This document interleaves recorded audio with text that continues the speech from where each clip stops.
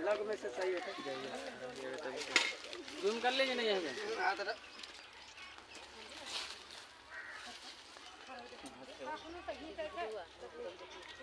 बाबा तो हाँ चलना वो कल में खड़ा हो अब भी ना दिक्कत ना हो सही रिकॉर्डिंग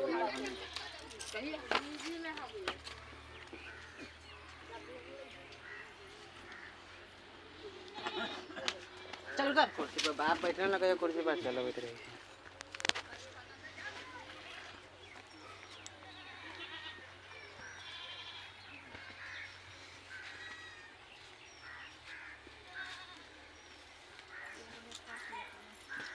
देख के ना धर के गिर गई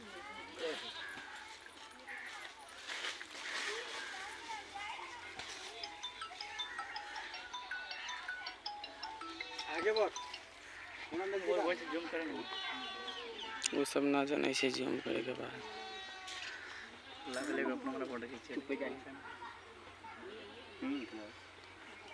बहुत ज़्यादा नज़दीक हो जाएगा।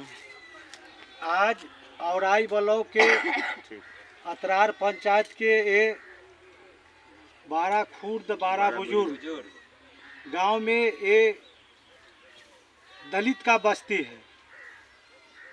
यहाँ A to Z यहाँ दलित है और इस गांव को 90 में आदर्श गांव का दर्जा दिया गया था।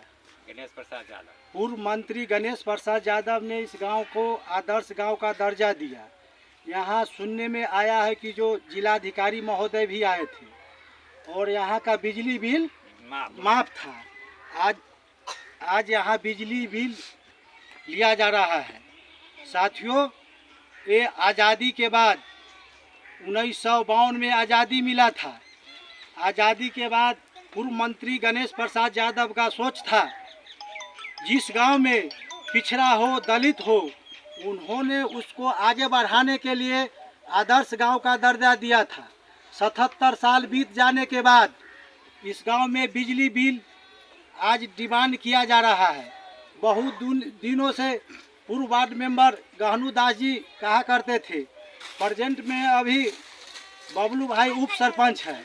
इन लोगों को बहुत दिनों से कहना था कि जो यहाँ पर मीटिंग होना चाहिए, हम लोगों का आवाज़ उठना चाहिए।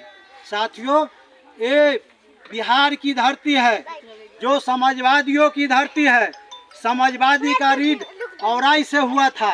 यहाँ के शोषित दलित पिछड़ा ने सोशलिस्ट पार्टी के राम वृक्ष बेनीपुरी जी को वोट देकर विधानसभा में भेजने के काम किए। यहाँ के पिछड़ा दलित आदिवासी ने पांडव राय को विधानसभा में भेजने के काम किए। 77 में औराई की धरती से पूर्व मंत्री गणेश प्रसाद यादव जी को विधानसभा में भेजने का काम किए। ये पूरा बिहार में औराई की धरती समाजवादियों की धरती है। अब पूरा बिहार में उपेक्षित प्रखंड औराई प्रखंड है जो गरहा हथौड़ी सुरसन जनकपुर पथ से जोड़ता है। अतरार और औराई के बीच में ये 12 खुर्द 12 बुजुर्ग गांव है। इस गांव में दलित और पिछड़ों की आबादी है जो हकीकत में पिछड़े हुए हैं और योजना वाला बांध बनने के कारण कुछ आदमी को मुआवजा मिला जो उस पार चले गए। जो इस पार बचे हुए हैं उनको बहुत यहाँ कष्ट है। यहाँ खाने पीने की सामग्री नहीं मिल पाता है। बाढ़ आने के बाद ये चारों तरफ घिर जाता है। ये क्या चीज़ की आबादी है? समाजवादी चिंतक डॉक्टर राम मनोहर लोहिया ने कहा था, जब तक धरती पर भूखा इंसान रहेगा धरती पर तूफान रहेगा, भूखा इंसान रहेगा धरती पर तूफान रहेगा। सोशलिस्ट पार्टी का नारा था, पिछड़ा ने सोप्पा ने बांधी गांठ, पिछड़ा पावे 100 में 60, पिछड़ा पावे 100 में 60। 1952 में चुनाव हुआ, बिहार में सोशलिस्ट पार्टी जीता और 77 में 74 आंदोलन हुआ। क्यों? भूखमरी, बेरोजगारी, भ्रष्टाचार सीमा पार गया था। 74 में मूवमेंट हुआ, बेरोजगारी, भ्रष्टाचारी, महंगाई को सरकार को औराई से लेकर बिहार के धरती ने पलट कर रख दिया।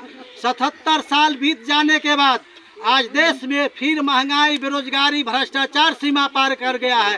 देश में जाति जनगणना होना चाहिए था और ये केंद्र के सरकार नहीं करा रहा है। बिहार के जो गरीब का समाजवादी सरकार नीतीश कुमार का है, जिन्होंने बिहार में जाति जनगणना करा दिया और जो बैकवर्ड की आबादी 85% है उसका अधिकार अब मिलेगा। अब हम लोग का लड़ाई है देश में हो जाति जनगणना। जिस दिन देश में जाति जनगणना हो जाएगी, गैर बराबरी समाप्त होगी, समता मूलक समाज की स्थापना हो गई।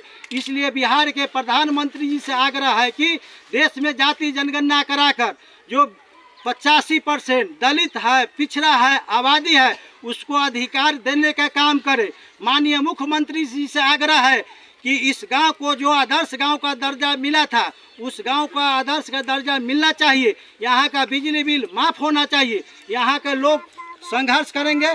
जय हिंद, जय भारत।